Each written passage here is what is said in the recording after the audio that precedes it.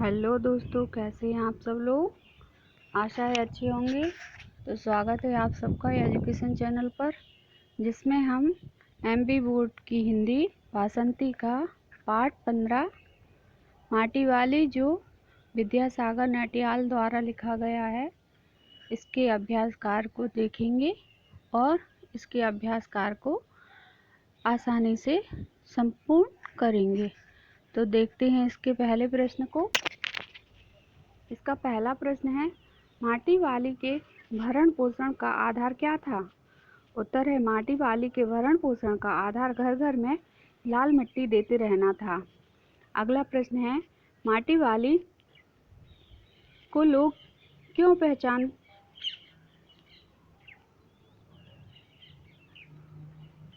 पहचानते थे। उत्तर है, घर घर में लाल मिट्टी देते रहने के उस काम को करने वाली माटी वाली अकेली थी, इसलिए लोग उसको पहचानते थे। अगला प्रश्न है, माटी वाली के पास अच्छे या बुरे भाग्य के बारे में ज़्यादा सोचने का समय नहीं था। उत्तर है, माटी वाली के पास अच्छे या बुरे भाग्य के बारे में ज़्यादा सोचने का समय नहीं था। यह इसलिए कि वह अपने काम में बहुत व्यस्त रहती थी। अगला प्रश्न है, टिहरी शहर में आपाधापी क्यों मची थी। उत्तर है, टिहरी शहर में आपाधापी मची थी, यह इसलिए कि टिहरी बांध की 2 सुरंगों को बंद कर दिया गया था। शहर में पानी भरने लगा था। अगला प्रश्न है, भूख मीठी कि भोजन मीठा से लेखक का क्या आशय है। उत्तर है, भूख मीठी कि भोजन मीठा से लेखक का आशय है कि अगर भूख तेज है तो सामान्य भोजन भी अत्यधिक स्वादिष्ट और सरस लगता है। अगला प्रश्न है, टिहरी गांव में माटी वाली का रहना जरूरी क्यों था। उत्तर है, टिहरी गांव में माटी वाली का रहना जरूरी था, यह इसलिए कि उसकी झोपड़ी गांव में के एक ठाकुमार की जमीन पर खड़ी थी। उसकी एवज में उसे कई तरह के कामों की बेगार करनी पड़ती थी। अगला प्रश्न है, गरीब आदमी का शमशान नहीं उजड़ना चाहिए, यह बात किस संदर्भ में कही गई थी। उत्तर है, गरीब आदमी का शमशान नहीं उजड़ना चाहिए, यह बात उस संदर्भ में कही गई थी जब टिहरी बांध की 2 सुरंगों को बंद कर दिया गया, शहर में पानी भरने लगा, शहर में आपाधापी मची थी और माटी वाली अपनी झोपड़ी से बाहर बैठी थी। अगला प्रश्न है, माटी वाली के चरित्र का चित्रण, तो ये हम सारांश में देख लेंगे। अगला प्रश्न है, निम्नलिखित सामासिक पदों समास विग्रह कीजिए। तो चौमासा का 4 मासों का समाहार, द्विगु समास, जमीन जायदाद, जमीन और जायदाद द्वंद्व समास, शहरवासी, शहर का वासी तत्पुरुष समास, बेकाम बिना काम का अव्ययी भाव समास। अगला प्रश्न है, तत्सम तत्सम देशज विदेशज शब्दों को छांटिए, आगत शब्दों को छांटिए। तो उत्तर है, तत्सम स्वादिष्ट, तद्भव माटी कंकर, देशज टेम बांध, आगत मुश्किल वक्त। अगला प्रश्न है, दिए गए प्रश्नवाचक निषेधात्मक वाक्यों में परिवर्तित कीजिए। तो इन वाक्यों को बनाते हैं। तू बहुत भाग्यवान है, प्रश्नवाचक में बनाएंगे क्या तू बहुत भाग्यवान है। निषेधात्मक में बनाएंगे तो तू बहुत भाग्यवान नहीं है। अगला वाक्य है, कामनी दौड़ती हुई वहां पहुंची, क्या कामनी दौड़ती हुई वहां क्यों पहुंची। अगला वाक्य है, कामनी दौड़ती हुई वहां नहीं पहुंची। वाक्यांशों के लिए एक वाक्य लिखिए। तो जो पीने योग्य पेय, जो पढ़ा न गया हो, अपठित जिसे कोई जानता ना हो, अज्ञेय बिना इच्छा की कराया गया काम, अवांछित जहाँ पर भोजन पकाया जाता है, पाकशाला। विराम चिन्हों का प्रयोग कीजिए। तो ये आप देख लीजिए, वैसे बता देती हूँ। ये उद्धरण चिन्ह है ठकुराइन जी के आगे, फिर विस्मय आदि बोधक चिन्ह का प्रयोग किया गया है, फिर मालिक हैं के बाद फुल स्टॉप, फिर कहीं कहीं में योजक चिन्ह, और जाएंगे ही के बाद अल्प विराम, सोचती हूँ के बाद पूर्ण विराम, मेरा या होगा के बाद प्रश्नवाचक चिन्ह। मेरी तरफ देखने वाला तो कोई भी नहीं। उद्धरण को बंद करेंगे, फुल स्टॉप लगा के उद्धरण को बंद करेंगे। अगला वाक्यों को शुद्ध कीजिए। तो मुझे वहाँ जाना है, हमको वहाँ जाना है नहीं होगा, मुझे वहाँ जाना है। घर में वह सिर्फ अकेला है, तो वह घर में वह अकेला है। सिर्फ और अकेला दोनों का प्रयोग नहीं करेंगे। 5 रुपया की ज़रूरत है, 5 रुपए की ज़रूरत है, रुपया नहीं रुपए। हल्ला सुनते सुनते कान पक गए, हल्ला सुनते सुनते कान पक गया नहीं पक गए। ये प्रश्न कक्षा में करेंगे, ठीक है। अगला प्रश्न है, माटी कहानी का प्रतिपाय स्पष्ट कीजिए। उत्तर है माटी कहानी। माटी वाली ने मैं लेखक विद्यासागर नौटियाल ने मिट्टी बेचकर अपना भरण पोषण करने वाली निर्धन और अभावग्रस्त स्त्री के जीवन यापन पद्धति को अत्यंत मार्मिक ढंग से चित्रित किया है। माटी और कंकड़ ही मानो गांव में उसकी पहचान बन गए थे। कहानी में वर्णित स्त्री अपने अच्छे या बुरे भाग्य के बारे में ज़्यादा नहीं सोचती। पुरुषार्थी भावना से जीते हुए परिवार चलाना, कभी अपनी दरिद्रता की बात का दुखड़ा किसी से न कहना उस स्त्री का स्वभाव है। वह अपने जीवन की विषम परिस्थितियों का सामना बड़ी हिम्मत से करती है। विस्थापित बेघर होने का भय भी उसे किसी प्रकार विचलित नहीं कर पाता। कहानी मर्मस्पर्शी है। अगला प्रश्न है, टिहरी शहर के लोग माटी वाली क्यों जानते हैं? उत्तर है, टिहरी शहर के लोग माटी वाली को जानते हैं। इसके कई कारण हैं। उदाहरण के लिए टिहरी शहर में कई घर नहीं हैं, कोई घर नहीं है जिसे वह न जानती हो या जहां उसे न जानते हों। घर के कुल निवासी वर्षों से वहां रहते आ रहे किराएदार उनके बच्चे तलक घर में लाल मिट्टी देते रहने के उस काम को करने वाली वह एक अकेली थी। उसका कोई प्रतिद्वंदी नहीं। उसके बगैर तो लगता टिहरी शहर के कई एक घरों में चूल्हा का जलना मुश्किल हो जाएगा। अगला प्रश्न है, माटी बेचने से हुई आमदनी से माटी वाली क्या सोचती हुई अपने घर पहुंच गई? उत्तर है, माटी बेचने से हुई आमदनी उसने एक पाव प्याज खरीद ली। प्याज को कूटकर वह उन्हें जल्दी तल लेगी। बूढ़े को पहले रोटियां दिखाएगी ही नहीं, सब्जी तैयार होते ही परोस देगी। उसके सामने 2 रोटियां, अब वह 2 रोटियां भी नहीं खा सकता, एक ही रोटी खा पाएगा या हद से हद 1.5 रोटी।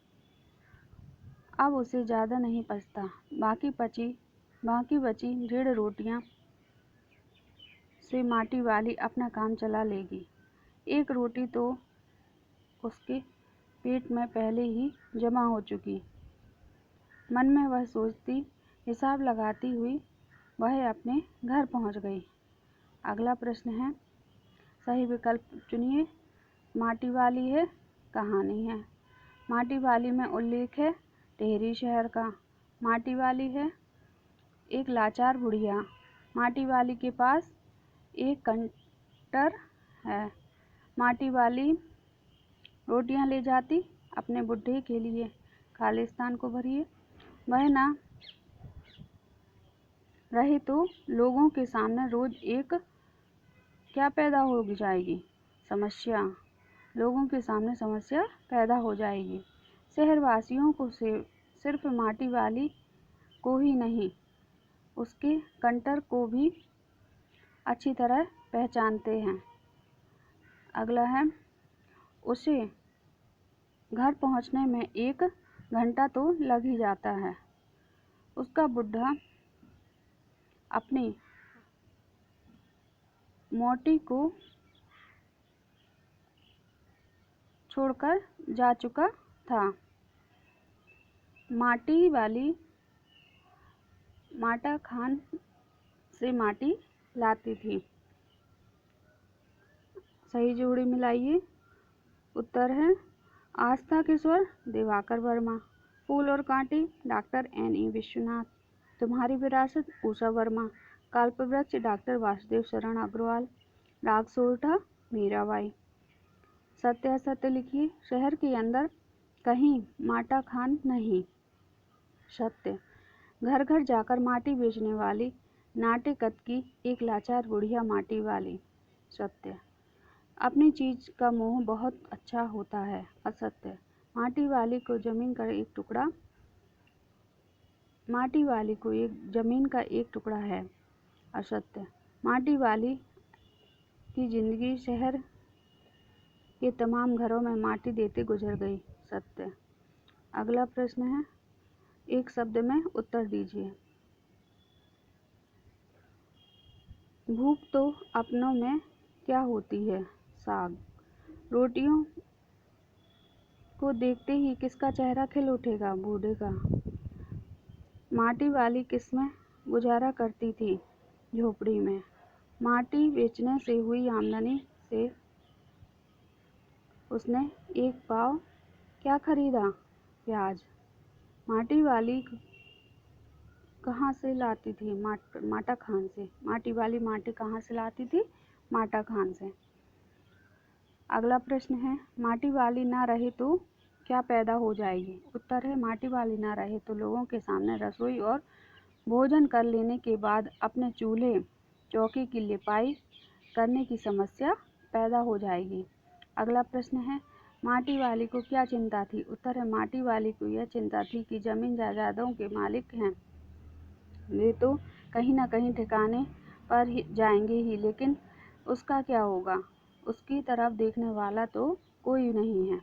अगला प्रश्न है, टिहरी बांध पुनर्वास के साहब ने माटी वाली से क्या पूछा? उत्तर है टिहरी बांध के पुनर्वास के साहब ने माटी वाली से पूछा कि वह रहती कहाँ है। अगला प्रश्न है, गांव के हर आने जाने वाले से माटी वाली क्या कह रही थी? उत्तर है गांव के हर आने जाने वाले से माटी वाली कह रही थी कि गरीब आदमी का शमशान नहीं उजड़ना चाहिए। माटी वाली के लेखक का परिचय देखते हैं, उनके जीवन का परिचय। तो माटी वाली के लेखक कौन थे? श्री विद्यासागर नौटियाल जी। तो इनका हिंदी के आधुनिक गद्यकारों में एक जाना पहचाना नाम है। आपका हिंदी कहानी के क्षेत्र में अधिक महत्वपूर्ण स्थान है। विद्यालय और विश्वविद्यालय शिक्षा समाप्त करके आपने लेखन क्षेत्र का विस्तार किया। यूँ तो आपने अपने शिक्षा के आरंभ दौर में ही लेखन कर्म के प्रति अपने को समर्पित करना शुरू किया। परिणाम स्वरूप उसमें क्रमशः विस्तार होता गया। रचनाएं हैं। विद्यासागर नौटियाल ने अनेक कहानियां निबंध प्रकाशित हुए, जिसमें माटी वाली आपका अत्यधिक प्रचलित है। भाषा शैली है। विद्यासागर नौटियाल के साहित्य की भाषा शैली में किसी प्रकार की कृत्रिमता नहीं है। वह बिना लाग लपेट के तथ्यों को प्रस्तुत करने में समर्थ दिखाई देता है। आपकी भाषा की शब्दावली तत्सम तद्भव है, तो देशज शब्द की भी कम नहीं। आपकी भाषा में आए हुए शब्दों में खास तौर से जो देशज शब्द हैं वे किसी विशेष अंचल के हैं। आपकी शैली मुख्य रूप से वर्णनात्मक और भावात्मक है। कहीं कहीं वह चित्रमयी और अलंकृत भी हो गई है। इस प्रकार आपकी शैली में कई रूप हैं।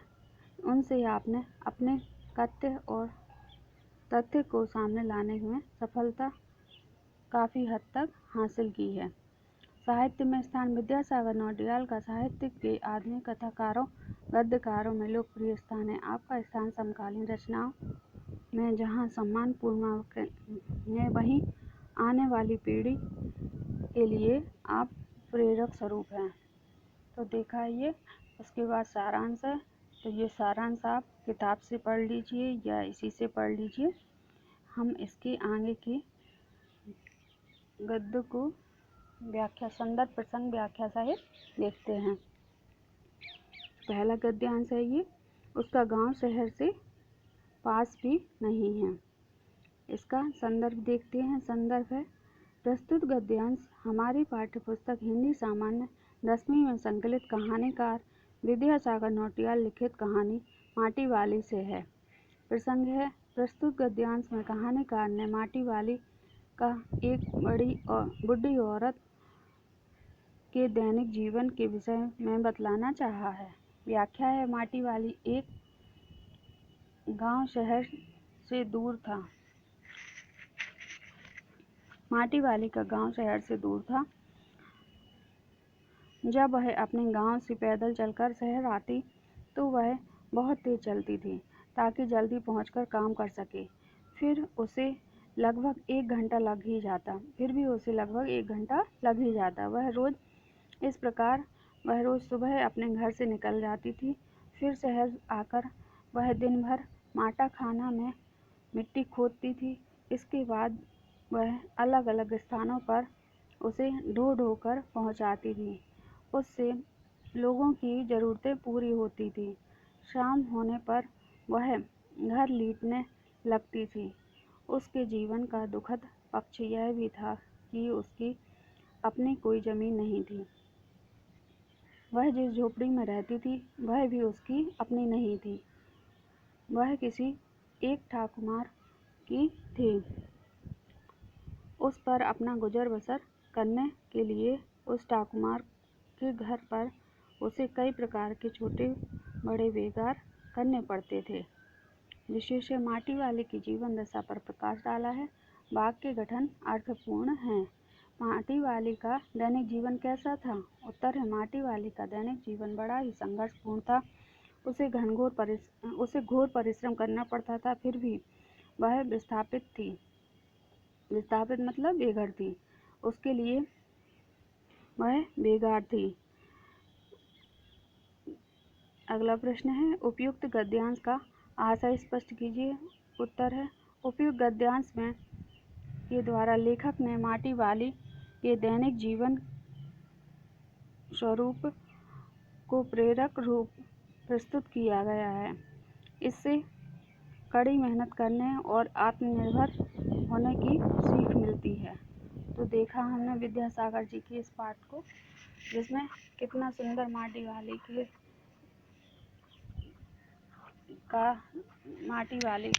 का रूप प्रस्तुत किया गया है कि वह बिना निस्वार्थ भाव से अपने कर्म को दिन रात करती है और उसमें भी 2 रोटी लेकर भी वह कितनी खुश रहती है। तो पढ़िए इस अभ्यासकार को और समझिए।